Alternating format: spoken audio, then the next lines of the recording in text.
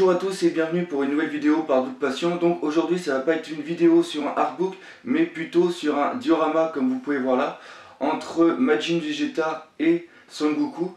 Donc c'est quelque chose qui vient juste d'apparaître en ce moment sur internet. Ça a été fait par une personne qui s'appelle Kenneth O. Alors cette personne fait des sculptures sur Dragon Ball Z, fait beaucoup de dioramas et c'est une personne qui est un petit peu semi-professionnelle. C'est-à-dire que les détenteurs des droits de Dragon Ball Z tolèrent ces travaux parce qu'ils l'ont fait vraiment à très peu d'exemplaires. Par exemple celle-ci est à seulement 60 exemplaires. Il faut savoir aussi qu'il fait pas mal de dioramas et il y en avait un qui m'avait bien plu il y a 2 ans, c'était celle, vous avez la photo juste à côté, donc c'est celle de Freezer niveau 2, deuxième transformation qui combat Sangohan et j'avais vraiment bien aimé mais j'ai mis trop de temps à me décider de l'acheter et quand j'ai voulu l'acheter, bah bien sûr, il en avait plus. Donc c'est pour ça que j'ai décidé de faire cette petite vidéo pour vous montrer vraiment la qualité du travail de cette personne car ce qu'il fait c'est digne des studios comme Sideshow ou Gentle Giant. On va voir ça ensemble. Donc les dimensions, elle fait à peu près 45 cm, un peu plus de 45 cm de largeur au niveau de sa base pour une hauteur qui est environ de 45 cm. Et le poids fait à peu près 4 à 5 kg et le prix de ceci, il y en a à peu près pour 220 €, frais de port compris. Alors je dois dire que les frais de port sont vraiment très chers parce que la figurine est très lourde et surtout qu'elle a été super bien emballée. Ça je tiens à préciser, j'ai reçu le carton, c'était du polystyrène thermoformé et tout à l'intérieur était très bien positionné, il n'y a absolument rien qui était cassé. Maintenant on va positionner cette figurine par rapport à ce qui existe un petit peu dans le commerce. Donc tout d'abord dans les figurines statiques, parce que je fais que les figurines statiques, nous avons celles-ci qui sont de Banpresto. Là par exemple vous avez une figurine de qu'on s'appelle Son Goku en version One Piece. Donc Banpresto fait énormément de figurines comme celle-ci, à peu près de cette taille là, en plastique de à peu près 16 cm. Et ça coûte entre 20 et 35 €, frais de port compris en fonction de leur rareté. Après, nous avons aussi celle-ci qui avait été faite, qui se rapproche quand même pas mal, que vous pouvez voir. Donc ça, c'est un petit diorama avec le Kamea de Sangohan et Son Goku. Ça avait été fait par Provi Japan. Pareil, ça a été édité à peu près 3000 exemplaires maintenant. C'est très recherché. Et ça se négocie maintenant aux alentours de 300 €. Mais à la base, ça devait coûter entre 80 et 120 €, frais de port compris. Donc pour à peu près 2 fois moins cher que cette figurine. Par contre vous voyez bien quand même qu'il y a quand même une sacrée différence de taille.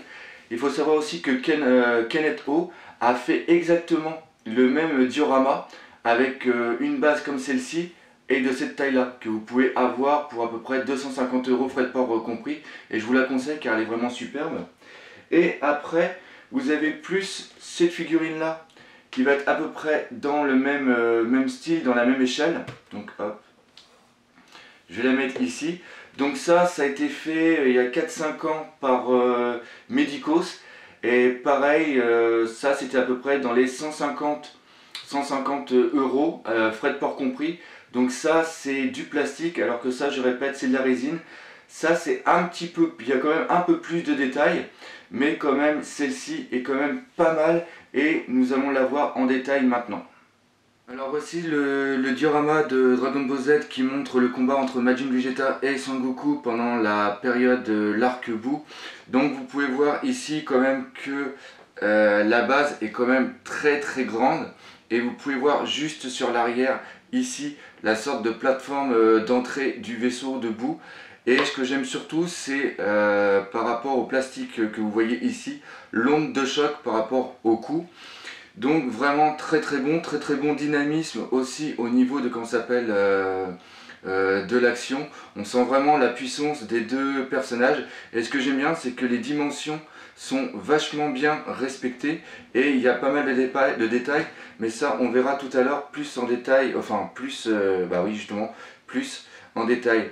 Donc même au niveau de l'arrière c'est vraiment très bon. Il n'y a pas de jeu entre les deux personnages. Vraiment quelque chose de très bon.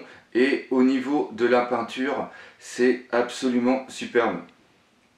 Donc hop, on continue tout de suite. Et on va passer après plus en détail au niveau des personnages. Donc bien sûr, ça a été vendu en pièces détachées. Là par exemple, ceci se démonte. Après, on peut enlever ici la main et le bras. Donc après, vous voyez ici Vegeta, que j'adore bien sûr. Et après, il y a eu Sangoku. Donc comme vous pouvez voir, il a été vendu en pièces détachées. Et les ergots sont quand même, comme vous pouvez le voir ici, les ergots sont quand même très très gros pour qu'il n'y ait aucun problème quand vous le mettez et qu'il prenne bien la position. Vous voyez, ça bouge pas, tout est vraiment nickel. Donc après, on le remet.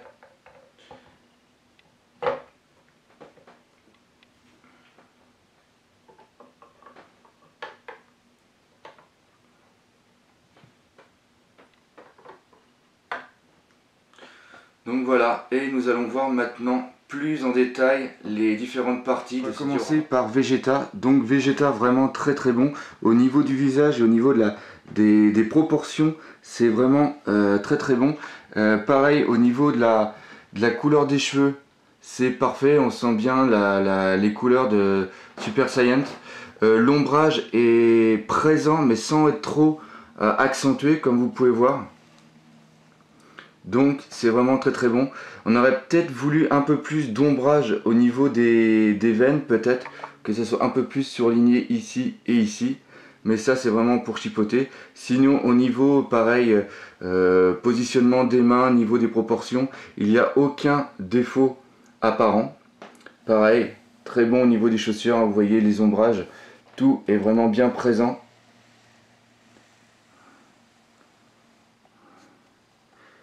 On sent vraiment toute la force du personnage et aussi la puissance dans le, comment s'appelle, dans le coup que Sangoku bloque. Et là, vous voyez au niveau, pareil, au niveau du regard, c'est absolument superbe.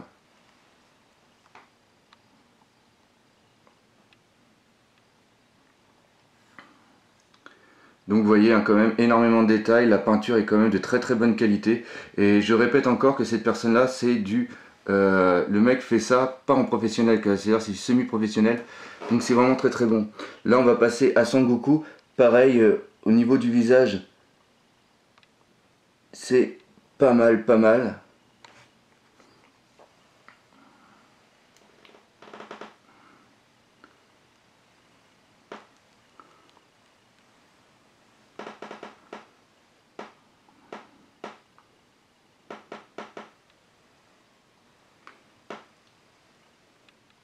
Et pareil, les détails sur les bottes de Sangoku, c'est vraiment très très bon. Donc c'est vraiment très... Moi franchement j'ai bien aimé les détails, même au niveau du soc.